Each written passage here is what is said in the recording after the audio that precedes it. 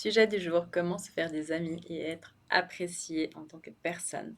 Sachez que la plupart des gens pensent que c'est inné et que certaines personnes ont beaucoup plus de chances que d'autres. Alors, il y a des aspects sociaux qui sont innés, mais c'est des choses qui se travaillent et que tu peux mettre des simples habitudes en place pour pouvoir paraître, en tout cas, plus appréciable au travers de tes relations humaines. Donc, une des choses que tu peux faire déjà, c'est lire le livre de Dale Carnegie qui s'appelle Comment se faire des amis. Et il est un peu gênant à lire dans le train parce que du coup les gens pensent que tu es un insociable, mais c'est un livre que presque tous les leaders que je connais ont déjà lu et lisent. Pourquoi? Parce que c'est des simples aspects sociaux qu'on devrait tous savoir appliquer et mettre en pratique dans nos journées du commun des mortels. Donc, une des choses qu'il faut savoir, c'est que l'humain est très égocentrique et ne pense pratiquement qu'à lui-même. Donc dans ces journées, il y a très rarement les autres qui s'invitent dans ses pensées. Et ce qui fait que quand tu veux faire un pont entre toi et une autre personne, bien évidemment, pas de surprise, ce qui va marcher, c'est de t'intéresser à lui ou à elle. Et une des premières choses, c'est son prénom. Demander comment elle s'appelle ou comment il s'appelle.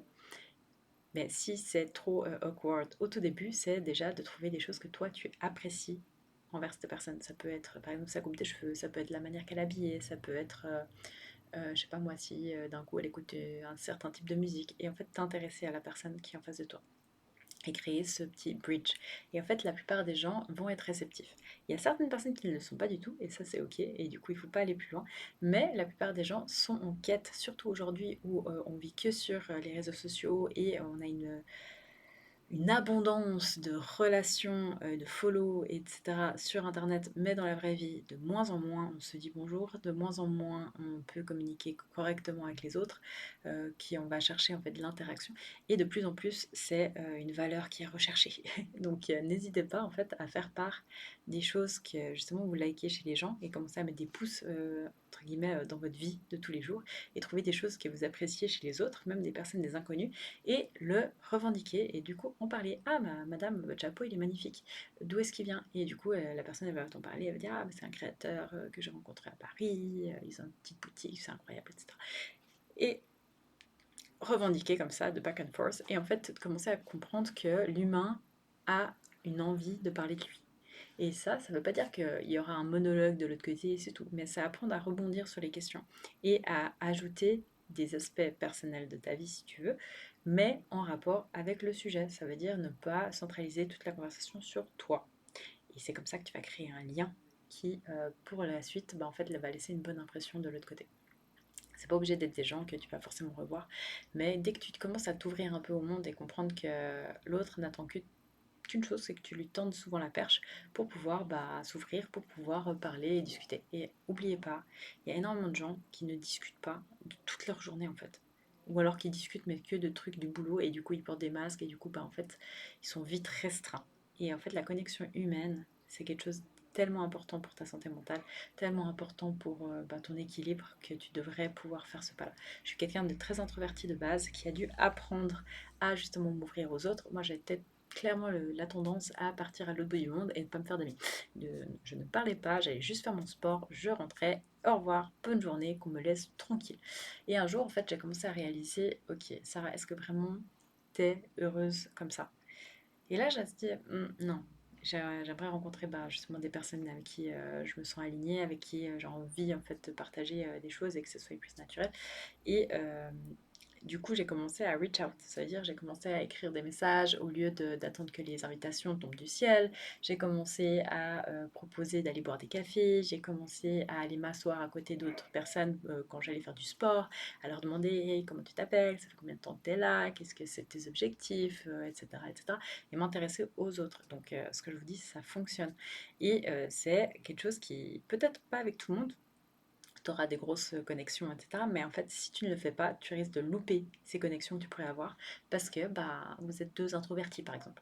Et quand tu es une introvertie et que tu rencontres une autre introvertie qui a les mêmes centres d'intérêt, qui a aussi les mêmes, la même, par exemple, envie de faire des choses, etc., bah, il n'y a rien de mieux parce qu'au final, il y a toujours cette collaboration entre vous que vous n'aurez jamais eu si un des deux ne s'était pas bougé.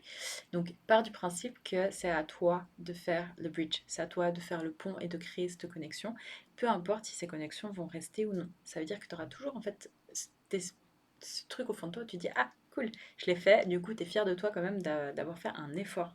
Et après, bah, c'est rare que ça se passe mal. Souvent, bah, en fait, le problème, c'est que notre cerveau, il a peur du rejet et du coup, bah, il va pas vouloir brusquer, il va pas vouloir interrompre, etc. Mais en fait, la plupart des gens n'ont pas, bah, ils n'ont pas en fait un mur devant eux. C'est juste qu'on se le forme à force de vivre dans une société individualiste.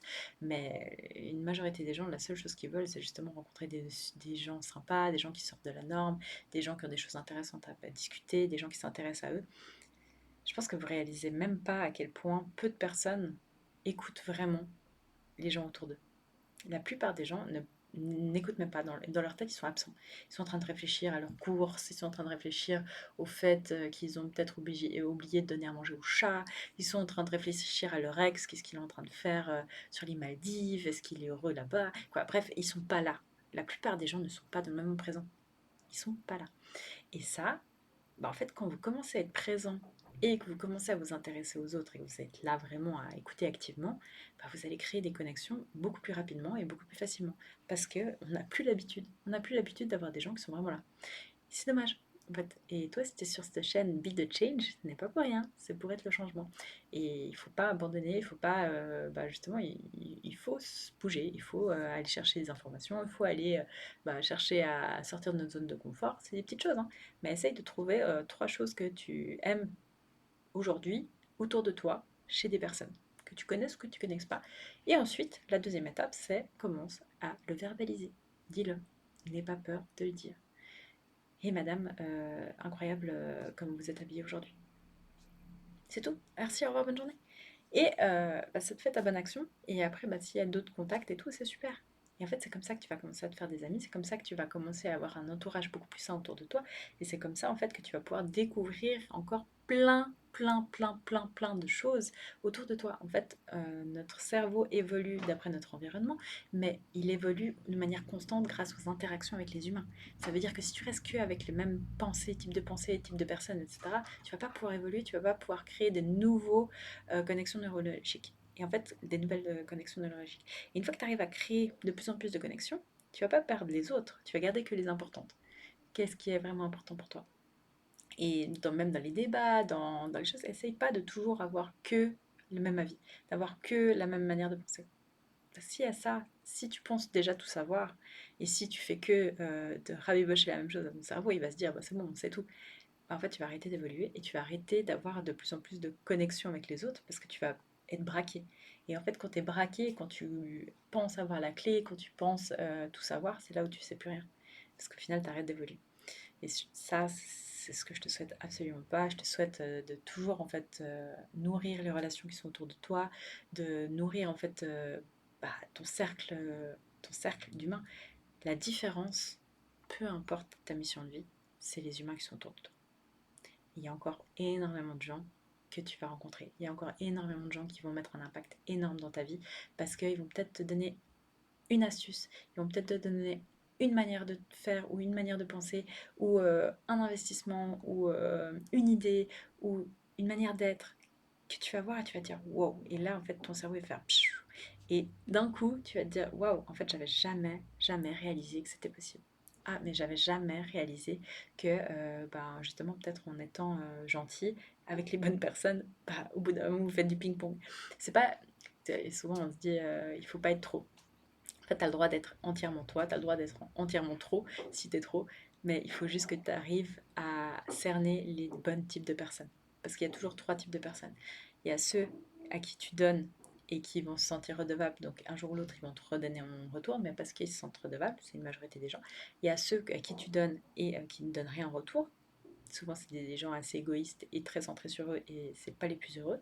Et il y a ceux qui, de nature, sont des donneurs aussi. Et en fait, quand tu retrouves des givers, donc des donneurs, tu vas passer ta vie, en fait, si toi tu l'es au fond de toi naturellement, tu vas passer ta vie en fait à t'envoyer des ping-pong. Ça veut dire que tu vas t'envoyer bah, les bonnes adresses, tu vas t'envoyer bah, les contacts, tu vas t'envoyer les business, tu vas t'envoyer les, les astuces, les machins, les investissements. Et en fait, ça, c'est le type de communauté que tu veux autour de toi.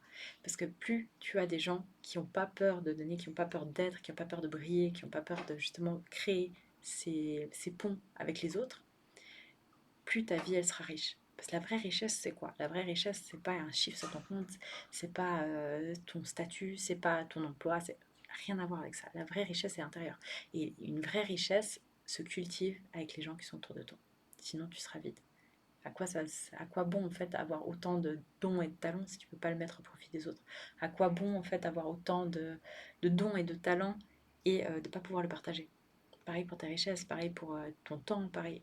Tu dois trouver les bonnes personnes avec qui le partager. Et en fait, ça commence déjà par créer des ponts pour pouvoir donner accès à ta personne.